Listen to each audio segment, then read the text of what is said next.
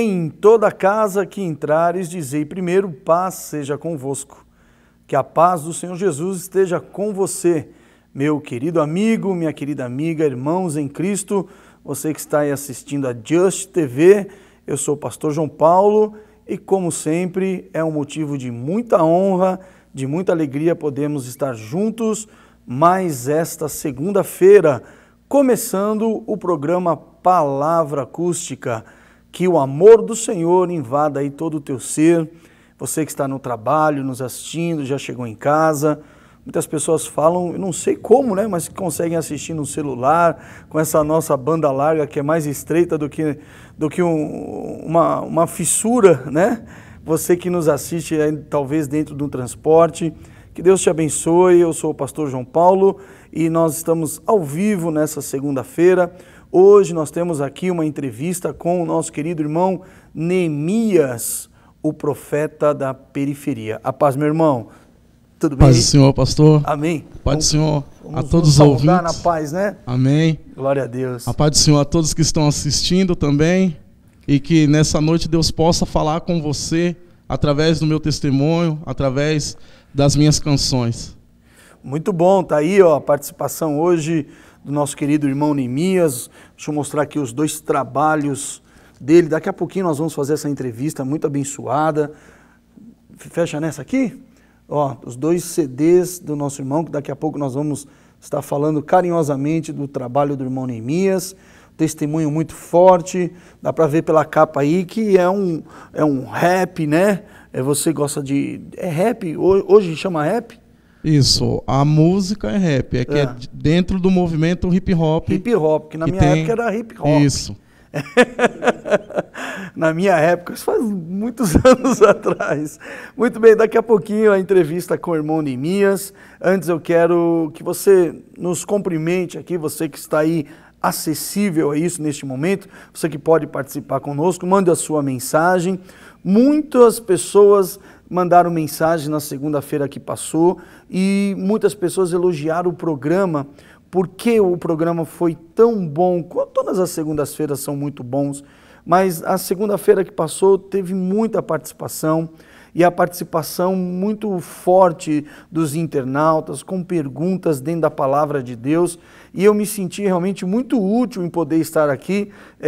Eu falo, eu não sou um apresentador, embora eu já faço, sempre fiz programa de rádio, mas eu falo, eu não sou um apresentador, eu sou um pastor que apresento aqui um programa, mas eu tenho, a minha função é pastorear, a minha função é falar do Evangelho. Então, na segunda que passou, foi um programa realmente muito gostoso. Na terça-feira eu assisti o programa gravado e realmente foi um programa com muito contexto. Então eu quero que você mande aqui, nós temos alguns minutinhos antes da entrevista aqui com o irmão Neemias começar, nós temos alguns minutos e eu quero saudar os irmãos que estão nos assistindo. Você que está na tela aí, embaixo tem um campo onde você pode colocar o teu nome, você pode mandar a tua pergunta, mandar a tua saudação, você que precisa de oração, alguns irmãos enviaram o seu pedido aqui para nós e eu lembrei dessas pessoas no culto da quarta, na sexta, e eu gostaria muito de saber como vocês estão aí do outro lado, tá bom? Um forte abraço a todas as cidades que nos assistem. A gente sabe que a Just, o programa Palavra Acústica é assistido até em outros países, então é muito legal saber que estamos sendo úteis aqui para a honra e glória do nome do Senhor Jesus, tá bom? Vai mandando aqui a sua saudação. Quero mandar um abraço e um beijo para minha querida esposa, para minha filha, a minha esposa, a irmã Beth, a minha filha, a minha bebê, a Esther, né? Minha bebê que eu falo todo dia quando ela acorda, irmão, eu falo, Teca, você está crescendo muito, né? Porque a gente pega no colo e ela vai fazer 4 aninhos e parece que ela está esticando, deixa de ser aquele bebê. Então, um abraço para minha esposa, para minha filha e para a família, a irmã Andréia, que minha esposa está lá na casa deles assistindo o programa nessa noite. E também quero saudar os irmãos que ontem estiveram conosco no culto. Um culto muito abençoado, mais um domingo, mais um final de semana. A gente sempre diz assim, olha, até hoje Jesus não voltou, mas Ele há de voltar. A sua volta é iminente, a sua volta está muito próxima. E algumas pessoas na semana passada mandaram aqui mensagens preocupados acerca desse assunto sobre a volta do Senhor Jesus. A palavra nos garante isso e é muito bom que as pessoas tenham essa vontade de saber mais. O ruim é quando a gente fecha o coração e acha que é um assunto que não nos pertence. Pertence a toda a humanidade, porque o plano de salvação não é para um grupo de pessoas, é para todos os habitantes da terra. E Jesus continua o mesmo de 2000 anos atrás. A Bíblia fala que ele não muda, ele é o mesmo ontem, hoje e será eternamente, tá bom? Muito bem, chegando as mensagens aqui, a gente vai falando para os irmãos, vai mandando a saudação e eu vou aqui entrar nesta, espero que seja uma, acima de tudo, um testemunho maravilhoso, espero que seja uma grande bênção a nossa entrevista com o irmão Neemias, o profeta da periferia. É assim? É isso aí.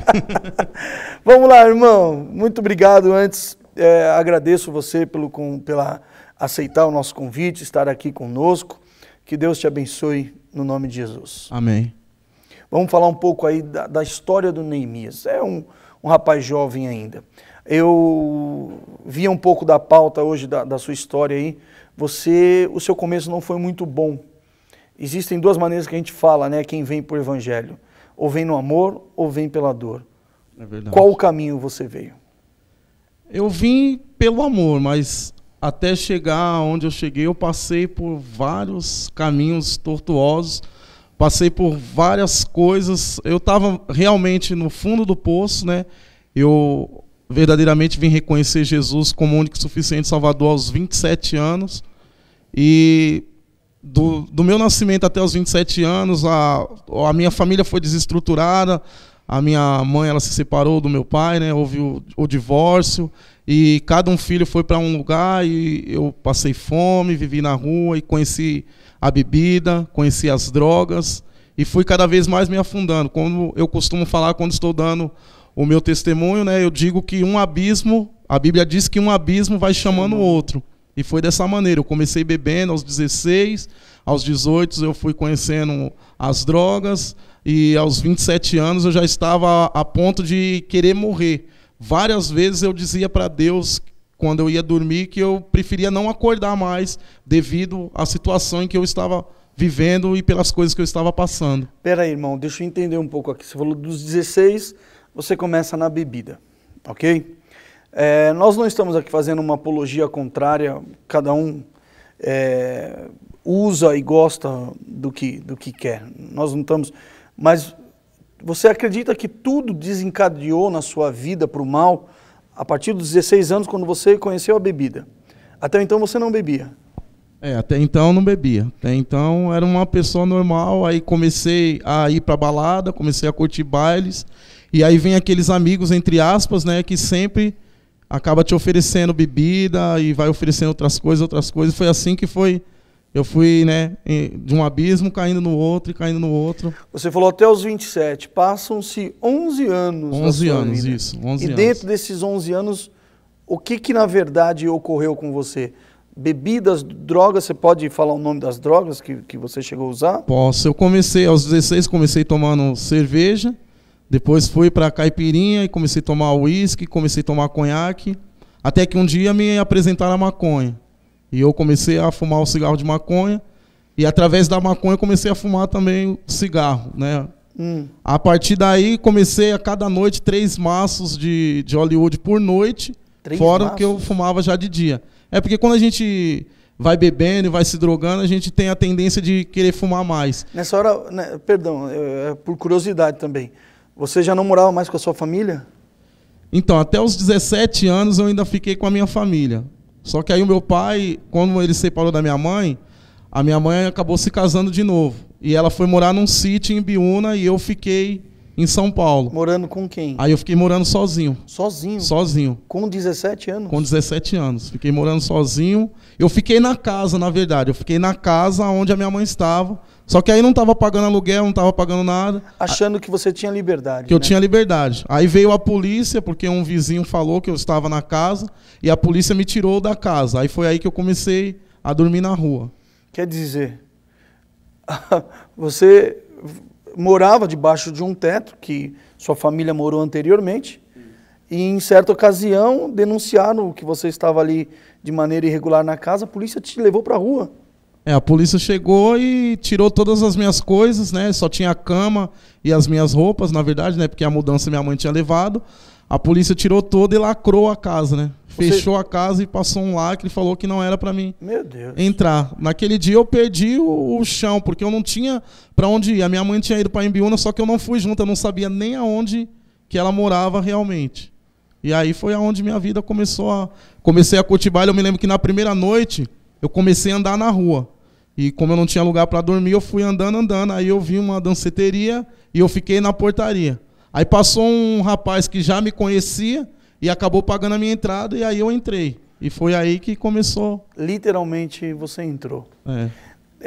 Você sabe, você falando, a gente pode imaginar, todos nós temos uma rotina de vida, de trabalhar, de estudar, e no final do dia a gente tem uma casa para voltar, para descansar, se alimentar, dormir, tomar seu banho, viver em família. De repente você perdeu toda essa referência.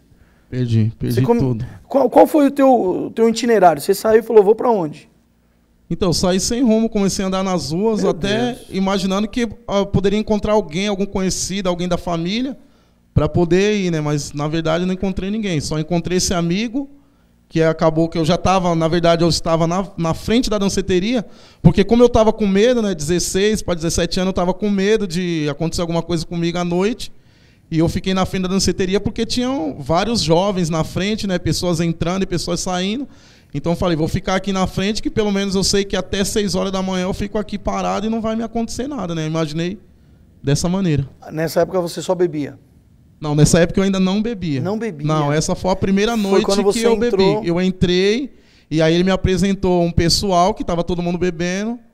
E eu comecei a beber. Eu até me lembro, hoje eu sempre falo no meu testemunho, quando eu estou falando que a primeira vez que eu tomei a cerveja, eu falei, vocês estão loucos. Como que vocês podem tomar um negócio amargo, não tem gosto, não tem nada? Né? Porque às vezes a primeira vez você toma, mas depois de sair eu comecei a beber.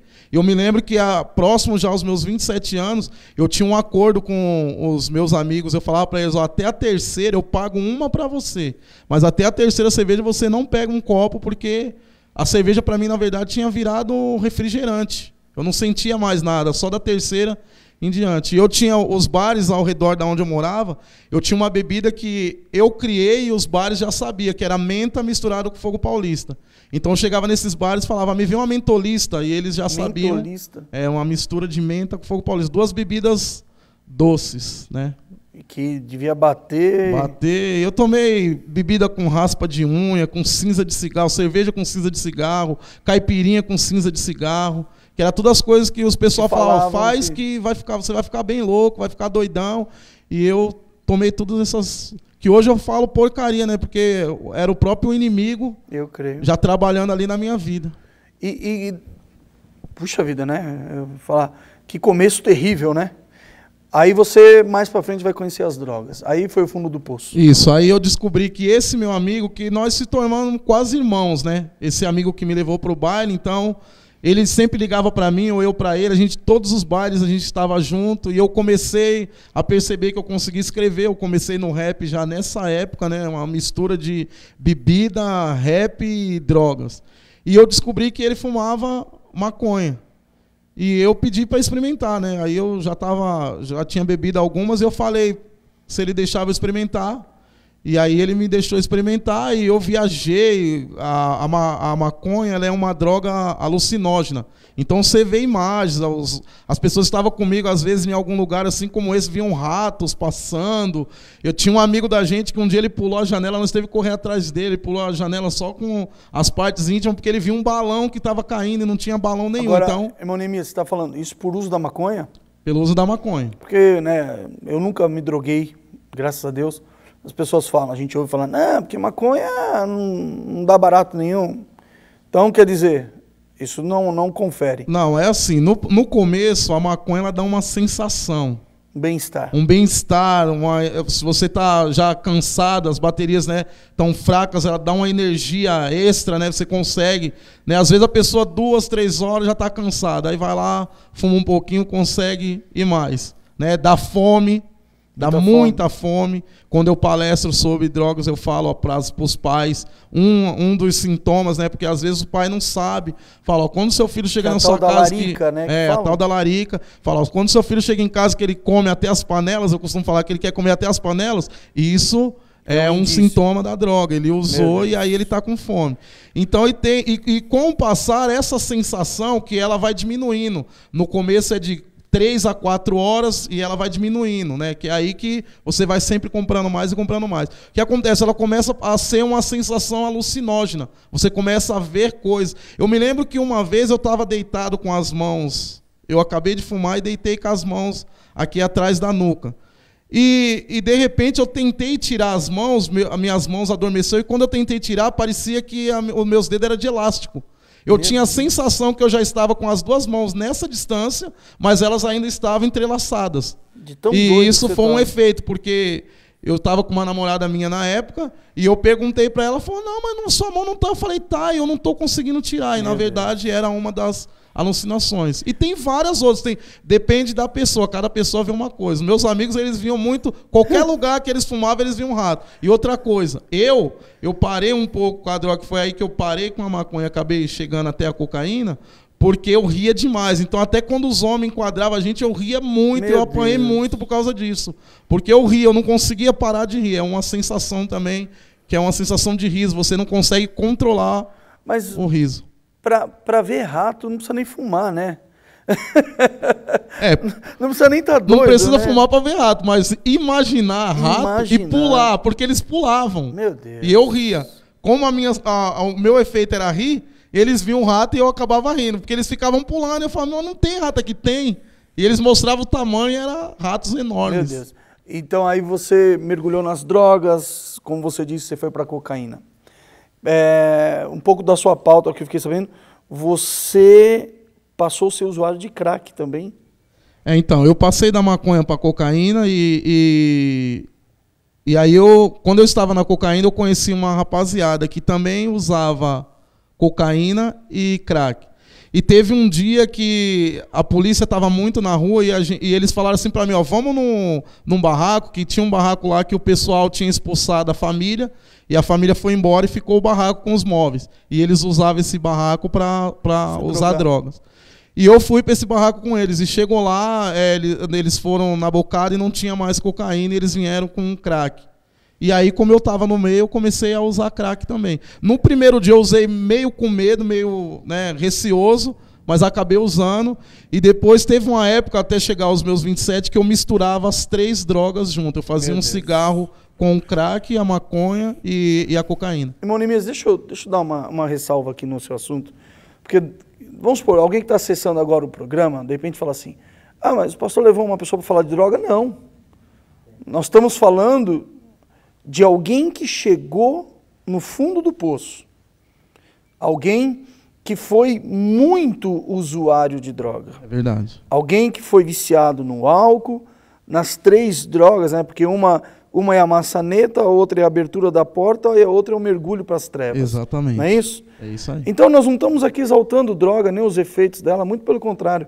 É só para você, que talvez esteja nos assistindo, conhece alguém, fala, a pessoa é viciada no crack, não tem mais futuro, não tem mais chance.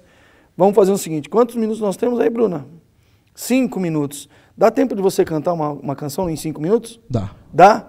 Então vamos fazer o seguinte, você vai conhecer um pouco mais a vida do Neemias, conhecido como profeta da periferia. O que o Senhor Jesus começou a fazer na vida dele foi com a canção, foi com o rap. Então nós vamos ouvir, qual o tema da primeira faixa?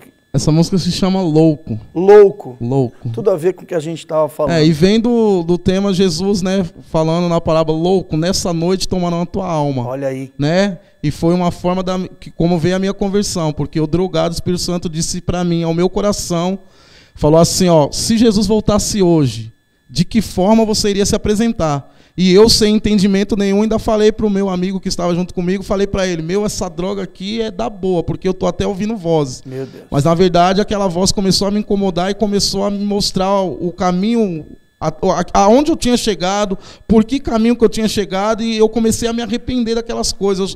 Eu me lembro que eu chorei muito nessa noite, e a voz, eu fui para um pagode com os meus amigos, Eu falei, meu, vamos pro pagode, porque a voz estava me irritando tanto que eu falei, no pagode eu vou ficar perto dos instrumentos, dos caras que estão tocando, e eu não vou ouvir essa voz. Só que parecia que desligava tudo, E você toda a audição do mundo, e eu continuo ouvindo aquela voz. Se Jesus voltar agora, como você vai se apresentar para ele? Já Drogado, não era mais as desse drogas. jeito? Já não era, já era o próprio Espírito Santo. Amém. Tocando Então canta aí no para coração. nós. Vamos ouvir essa Amém. canção. Nós voltamos daqui a pouquinho. Chame alguém para ouvir essa música com vocês.